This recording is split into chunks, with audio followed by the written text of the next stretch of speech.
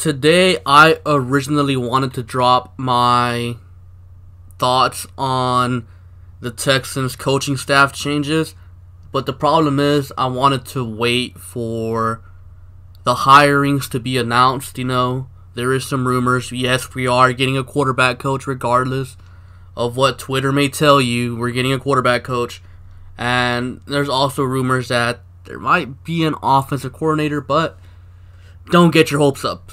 But there will be a quarterback coach. So I'm just waiting for that announcement to be made, and then I'll drop my thoughts on the whole Sean Ryan departure, the whole Brian Cushing signing, and all that other good stuff. But today, we're going to talk about the Texans' biggest needs going into the offseason, personnel-wise. Now, let's start off with the biggest needs. And this one, it's a debate, really. It's a straight-up debate. Like, I've seen people on Twitter, on YouTube, in my live streams constantly debating about this. What's the bigger need, corner or offensive tackle? And I mean, if you say corner or offensive tackle, you're not wrong, because they're both the right answers. Like, I think both of these, needs are huge, and if you choose corner or tackle, you're not wrong. But personally, I think it's offensive tackle. Why? Well, at first I was on the corner side. I was saying, go get a corner, we need a corner. Or corners. But then, I put out a poll on Twitter, said, what's the bigger need, corner, offensive tackle? And then my best bud, Rising Phoenix, said, he said this. He said, offensive tackle. You can survive with a terrible secondary, but you can't survive with a crippled quarterback. And that is 100% true. Deshaun took 62 or 63 sacks this season. And that's not even counting all the hits he took and all the other hits he took outside of the pocket when he was scrambling. Deshaun, he got hit a lot. I mean, we already know, he had to travel on bus to Jacksonville. We're trying to avoid that. We do not want Deshaun Watson getting hit anymore. And in my opinion, Kendall Lamb, he ain't it. Seantrell Henderson, he ain't it either. Julian Davenport, yeah, he can still develop, but in my personal opinion, I don't think he will. So in my opinion, he ain't it either. So you need offensive line help, offensive tackle help in particular, because you got to protect Deshaun Watson. I mean, there was many times where Davenport just missed the block, and there was times where Kendall Lamb was constantly on Deshaun Watson's hip because he kept getting pushed back. Yeah, he didn't allow many sacks, but he allowed pressures. And to me, that's what's really important. Made Deshaun feel uncomfortable in the pocket, and then he'd scramble away or, do other stuff. He'd try to make plays off script, and when that happens, that's not really good. Yes, every now and then you get a magical play, but for the most part, when you try to do that, it ends up in a negative play, a sack, or, just a negative play. So the Texans need an offensive tackle. I don't see them giving up on Julian Davenport. So we're probably not going to get a left tackle, but I do see them getting a right tackle, whether that's a guy from free agency or a guy in the first round. The Texans' number one priority this offseason should be offensive tackle. Why? You protect Deshaun Watson. That's the most important thing. 2, it helps your passing game get going, because if your offensive line improves, your offensive tackle improves, that means you don't have to hold back multiple players like, Lamar Miller and, Ryan Griffin, even though I hate him. Ryan Griffin and, Lamar Miller could be out there running routes to catch passes. More weapons for Deshaun Watson running routes. I think that's important. I think that's something that kind of goes unnoticed in the fan base. Most people don't realize how many times we had to max protect to help the offensive line. At some point, these guys are going to have to man up and win their one-on-ones, and I don't think Kendall Lamb or Julian Davenport are capable of that. I don't even think Mediocre is capable of that. The only 2 guys I think that are capable of winning one-on-ones on the O-line is Nick Martin and Zach Fulton. So, you bring in a right tackle or an offensive tackle, and then, all of a sudden, Deshaun doesn't get hit as much, so he doesn't get rattled as much. You have more weapons running routes, and then not only that, you're capable of getting a run game going. Our O-line, Kendall Lamb, gets no push up front. Sunil Kalameti sometimes. And Davenport, you don't get no push up front either. So if you go get an offensive tackle that can, run block, all of a sudden, you can run the ball better. You can run the ball to that side. So not only that, now you have a complete offense. You have an offense that can run the ball consistently. You can pass the ball. You don't have to match protect as often. So you're able to do more stuff. You're able to open up your playbook. And you're able to go on these long, time-consuming drives to keep your defense off the field. So your defense doesn't get tired. They're well-rested and able to close out games late in the game if they have to. And, you just don't have to see that terrible secondary get burnt as consistently, So, that's why, in my opinion, offensive tackle is the number one need for the Texans. Now, number two, obviously, corners. And we know that we need corners. And we need two. Joseph, I know people want him gone, but you can't get rid of him. Why? For the same reason the Texans re-signed Shantra Henderson. Kareem Jackson, he played corner this year for us. We're losing him. He's not going to be on the team. Probably, most likely. Sharice Wright, the other corner, he's a free agent. We're losing him. Kayvon Webster, we're losing him. Kevin Johnson, we're cutting him. So we don't really have many corners on our roster that we're keeping. So we got to keep Jonathan Joseph and then completely revamp that secondary group, or that corner group in particular. Safeties are fine, but the corners are atrocious. So the Texans need a corner. They need a corner, a starting corner, a number one corner that can go up against number one receivers. Joseph is no longer capable of doing that. He's not. So it's got to stop. The Texans need a number one corner really bad. Whether that's going to come in the draft or in free agency, they need one. Then after that, they need a number two corner. A corner that can take over after Jonathan Joseph retires next season. They might even need a nickel corner because I don't know how they feel about Aaron Colvin. Personally, I like Colvin. Colvin, in my opinion, did a good job before he got hurt.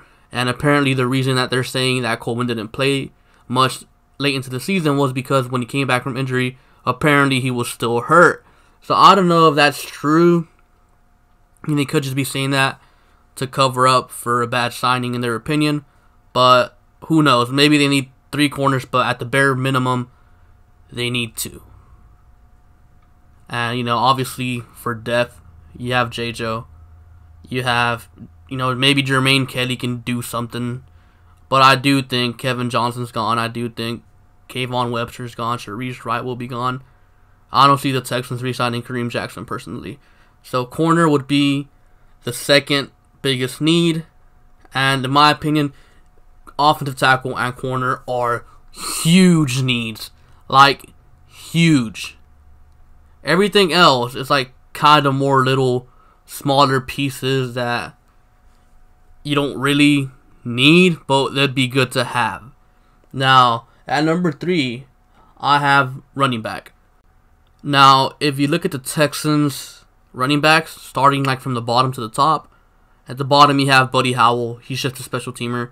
Then you have Deontay Foreman. We don't know if Foreman's ever going to be the same. I mean, you can hope he's the same, but if I'm being honest, he'll probably never be the guy we thought he was going to be before the injury. That injury really messed things up because Deontay Foreman was really going to be the running back for Deshaun. He was supposed to be the Ezekiel Elliott to Deshaun, similar to how Ezekiel Elliott is to Dak Prescott.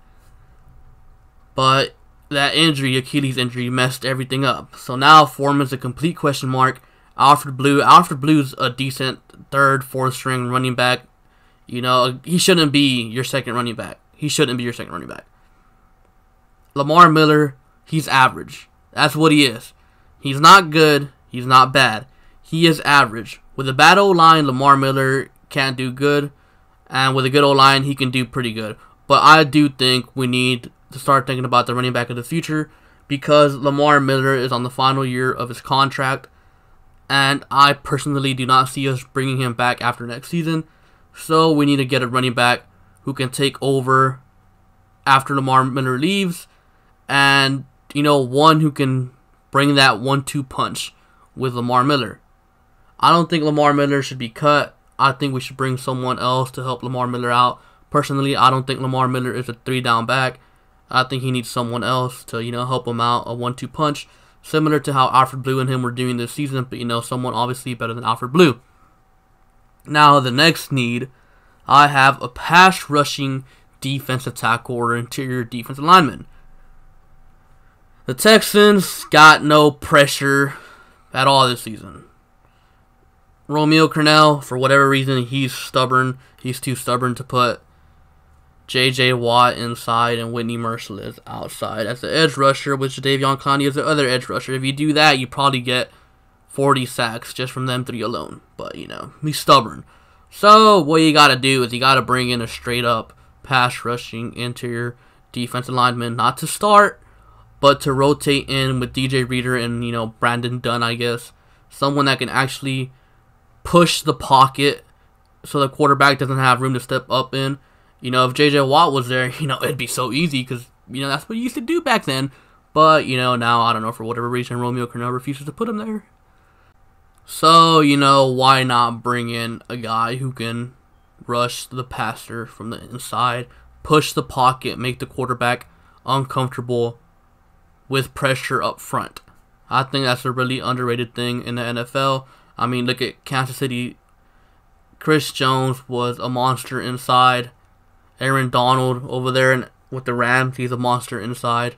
We could easily be doing that with JJ, but again, stubborn.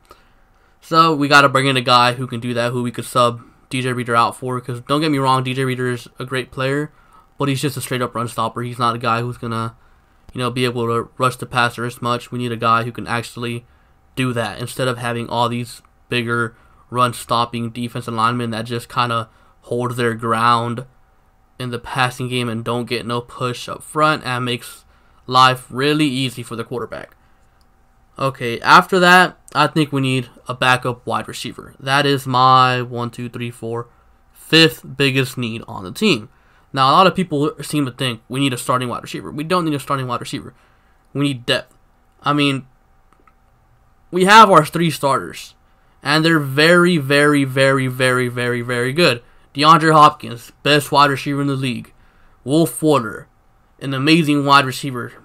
Fortunately, he can't stay healthy. Kiki QT, he's going to be a really good slot receiver. He had some health issues this year, but he'll be fine moving forward. After that, we have a backup for Kiki, DeAndre Carter. I am comfortable with Carter being the backup to Kiki. Now, after that, though, we have Vincent Smith backing up Will Fuller. Vincent Smith is supposed to be that guy to back up Will Fuller in case Fuller needs a breather or, he gets hurt. Vincent Smith is supposed to be that speedy, fast guy that can stretch the field. But unfortunately, Vincent Smith, after being on the team for like about 6 months since the offseason, he didn't know how to line up in the playoffs. So, yeah. I don't know how to feel about him, so I wouldn't bet on him. And then after that, we have Joe Webb as our emergency wide receiver. So pretty much, we have no depth behind D-Hop and Fuller. That's what we need. We need someone to back up Will Fuller and someone to back up DeAndre Hopkins or someone who can do both. Now, I know some people are going to say, what about Demaryius Thomas? Demaryius Thomas is not going to play next season.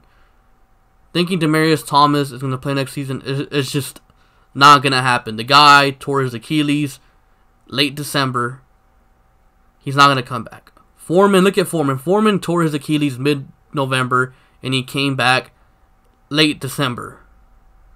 Foreman is 22, or was 22. Demaryius Thomas, he's 32. Expecting DT to come back is just wishful thinking. It's not going to happen. And I wouldn't be shocked if Demaryius Thomas got cut because $14 million to be sitting there rehabbing is too much. So you can't count on Demaryius Thomas It sucks because I really do like Demaryius Thomas. I think he could have done well with us, but, you know, it's unfortunate. You know, injuries like that happen sometimes, and it sucks. So, in my opinion, we either need a guy who can back up both D-Hop and Will Fuller, or we need a guy who can back up Will Fuller and then another guy who could back up D-Hop. Personally, I'm leaning towards the second option, which is a guy who can back up Will Fuller and a guy who can back up DeAndre Hopkins, because they both do different things. Will Fuller is a speedy, stretch the field type of guy. DeAndre Hopkins is more of a straight up body anyone in his way and catch everything type of guy. So, two different type of receivers. We need them both. So, backup wide receivers is my 5th need on the team. Now, in the 6th need on the team, in my opinion, is a blocking tight end. A straight up blocking tight end. He doesn't have to be amazing at going out there and catching passes, but we need a tight end who can pass protect and run block, but can also go out there and somewhat catch passes, you know, because I don't want a guy that's straight up useless when it comes to, you know, catching the ball. If that's the case, then we could just use another offensive lineman. But in my opinion, we do need a guy who excels at blocking. Because in my opinion, Jordan Thomas is your number 1 tight end of the future. And Akins is your number 2. Ryan Griffin's going to be gone soon, hopefully. So we need a tight end who can go in there and block in certain situations. And then, you know, maybe sneak out for like a little 8-yard gain here and there. Now, the last need, in my opinion, is a long snapper. Now, I know what you're thinking, but Sticky, we got the best long snapper in NFL history in John Weeks, Pro Bowl long snapper. Yeah, we do, and trust me, I love John Weeks, but at some point, we're going to have to start thinking of life after John Weeks. John Weeks, amazing. He's probably one of the better long snappers to ever do it. Now, John Weeks, he's getting up there in age. And I'm pretty sure John Weeks is getting tired of carrying the team. So, don't be surprised if John Weeks, you know, sooner or later decides to walk away from the game. So, why not bring in a long snapper who can learn from John Weeks and be the long snapper of the future? Anyways, those are pretty much all the bigger needs I have, in my opinion, for this team. Now, if you think I missed a certain position or a certain other need besides, you know, offensive coordinator or head coach or defensive coordinator, you know, if you think I missed a certain position that we're lacking in, make sure to comment down below. And yeah, that's all I have for you guys for today. Be sure to like, comment, and subscribe. Thank you for watching, and I'll catch you guys later. Peace.